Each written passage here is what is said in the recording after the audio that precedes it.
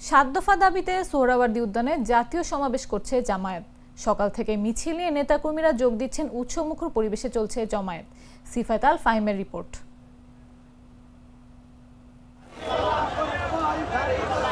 সাত দফা দাবিতে রাজধানীর সোহরাওয়ার্দী উদ্যানে জাতীয় সমাবেশের আয়োজন করেছে বাংলাদেশ জামায়াত ইসলামী। শনিবার সকাল থেকে দেশের বিভিন্ন জেলা থেকে মিছিল নিয়ে নেতাকর্মীরা উদ্যানে এসে জড়ো হয়েছেন। আমাদের সাত দফা কর্মসূচি আমরা আদায় করবো ইনশাল্লাহ। বাংলার জমিনে আমরা আল্লাহর আইন চাই, সৎলোকের শাসন চাই, পূর্বাসের নাগরিক আমরা চাই, পিয়ার পদ্ধতিতে ভোটার আমরা নিশ্চিত চাই। বাংলার জমিনে স্বাধীনতার পরে এই 53 বছরের পরে আমাদের এত বড় সমাবেশ হয়নি। আজকে আমাদের এই জাতীয় সমাবেশ সফল হবে ইনশাল্লাহ। প্রথমবারের মতো এককভাবে সোহরাওয়ার্দী উদ্যানে জাতীয় সমাবেশ করছে জামায়াত।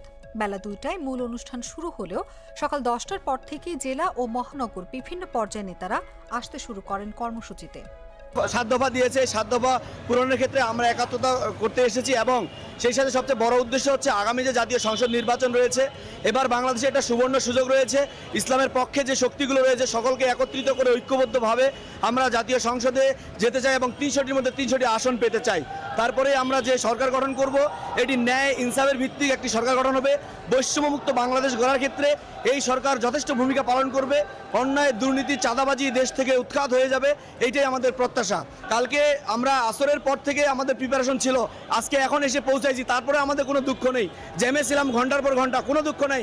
আমাদের কাছে আজকে ঈদের থেকেও বেশি আনন্দিত হচ্ছে যে জামাত ইসলাম প্রকাশ্যে ঢাকার বুকে এত বড় একটা ঐতিহাসিক সমাবেশে নিজেকে সম্পৃক্ত করতে পেরে আমরা নিজেদেরকে খুবই ধন্য মনে করছি। নেতাকর্মীরা বলছেন, দীর্ঘদিন দমন পীড়নের পর এমন আয়োজন তাদের কাছে ঈদের মতো আনন্দের।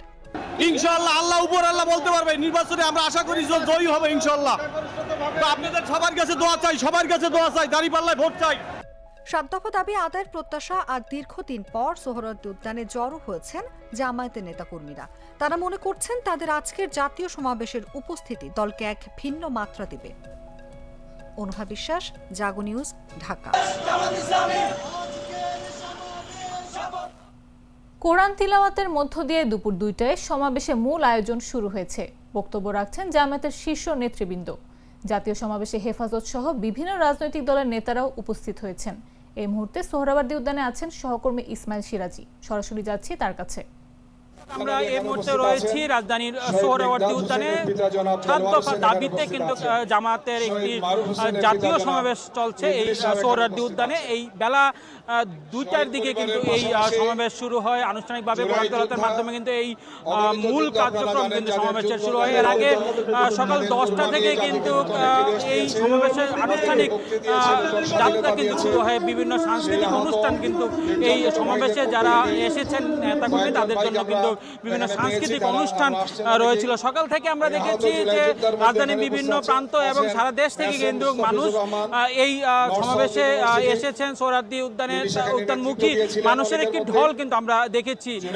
এই তীব্র গরম এবং এই রোদ উপেক্ষা করে কিন্তু আমাদের নেতাকর্মীরা এই সোহরাওয়ার্দী উদ্যানে আমরা দেখছি যে এই মুহূর্তে তারা কিন্তু অবস্থান করছেন এবং কেন্দ্রীয় যে নেতারা রয়েছেন, জামাতের আমির রয়েছেন, তাদের বক্তব্যের জন্য অপেক্ষা করছেন। দর্শক, এই ছিল রাজধানীর সোহরাওয়ার্দী উদ্যানের